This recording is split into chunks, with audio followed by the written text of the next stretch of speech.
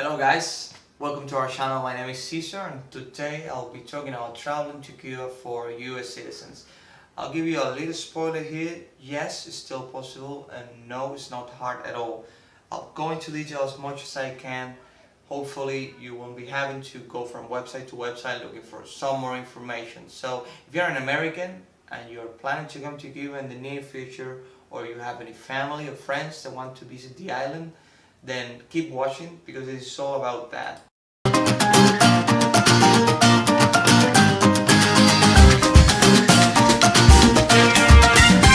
For a long time, Americans have seen Cuba as one of those places they would really like to visit, but because of the embargo and all the tension in the relationships between our governments, it wasn't really possible until Barack Obama rolled back regulations allowing Americans to come to the island without having to use a tour operator.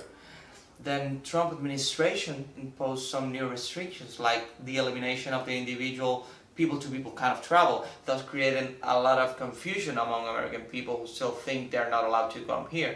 Let's be clear about something. I mean, pure tourism was not and still not allowed. In a few words, you can still visit the island, but you must fall into one of 12 categories of authorized travel. And some of these categories are family visits, official visits of the US government, journalistic activities, professional research, humanitarian projects, and support for the Cuban people. And I want to highlight the last one. Support for the Cuban people is the category of choice for most Americans coming to Cuba these days. But what does that mean? It means that you have to create an extensive itinerary on which you have to include all the activities that support and put you in contact with Cuban people. So think of, tours on a vintage convertible car around Havana, or maybe salsa lessons, cooking lessons, cocktail lessons. Another good idea is to stay at private houses or B&Bs where you'll be, exchanging all the time with Cubans. You can stay in some hotels. Some of the hotels are restricted. But why? I mean, it's very easy to understand. The US government wants you to visit Cuba, but they don't want American citizens' money to go into the wrong hands, aka the Cuban military. Which honestly, like most Cubans, I do understand, and it makes a lot of sense.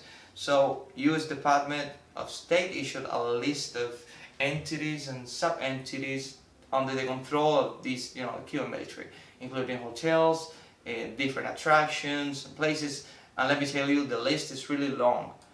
So what does this mean in practice? That you have to plan in advance. You can still come to Cuba, but you have to make sure you're supporting Cuban people in the process. Also, you have to keep a record of what you did in Cuba just in case the US government wants to ask.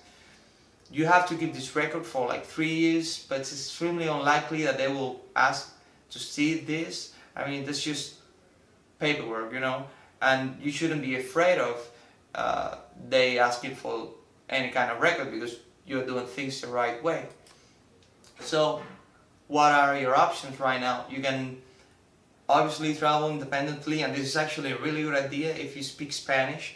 Just build an itinerary, book some accommodation, transportation, and just get the plane ticket. Some other people do prefer to relax and leave the hard work to someone else, making their holidays much more enjoyable. For that, you can go with a tour operator.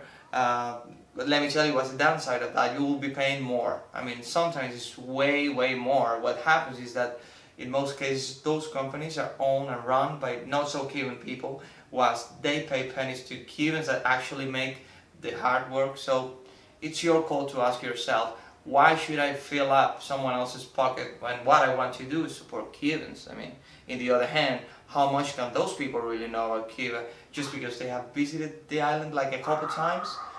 All they do is make it look complicated so they can justify charging you a lot.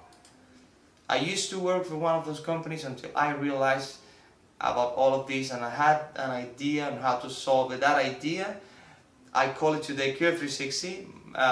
Me along with some other colleagues, we decided to do things in a different way and try to cut off the middleman, giving our clients a much better option and making it fair for us and for all the other Cubans that work with us. Our tours are especially designed to comply with all these laws and regulations of the US government. and we still create a meaningful, unique experience for everybody.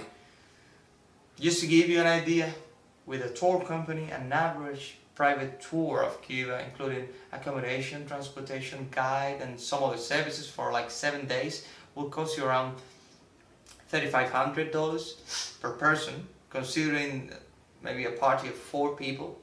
The same tour with Cuba 360 will cost you the half of that, and you'll be getting more for sure. At the same time, you will be supporting actual Cubans, which leaves you with 2 options. I mean, you can either save the money to your next holiday, or you can spend it in Cuba anyway, making your holiday even much more epic, you know. But you don't have to take my word on this. You can just check what other people have to say about us. Go to TripAdvisor and look for Cuba 360. So there are a few other things you should know before coming. First of all, you will need an international health insurance, and you will need a visa or a tourist card, as we call it, to enter the country. Airlines usually include them on the ticket. If not, you can get them at the airport. I mean, some airlines do direct flights from the US to Cuba, and those are the ones you should take, like Southwest Airlines, JetBlue Airways, Delta Airlines, and American Airlines. Now, when you buy the ticket, you will be asked the reason why you're going to Cuba. That's the moment when you have to select support for the Cuban people. Now let's talk about money. Because of the embargo, American banks are not allowed to deal with Cuban banks, which means your credit card won't work, so you have to bring enough cash for your whole stay. How much should you bring? That's totally up to you.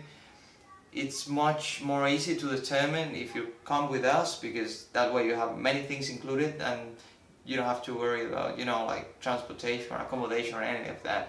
So another thing about bringing cash is that if you bring US dollars, there is a 10% penalty fee when you exchange them into Cuban currency.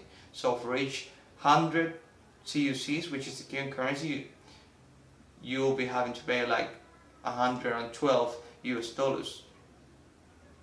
You can avoid this by, you know, exchanging the money before you come here, maybe for Canadian dollars or British pounds or euros. And that's all for today, guys. You'll find many useful links in the description below. I really hope you liked the video. Subscribe and check our website and our channel for more tips, and let us know if there's any other question that you would like us to answer. You can just put it in the comments below or contact us directly. Share it with friends and family that might be interested. We appreciate the support you give us, and have a great day. And well, see you around Cuba. Bye, guys.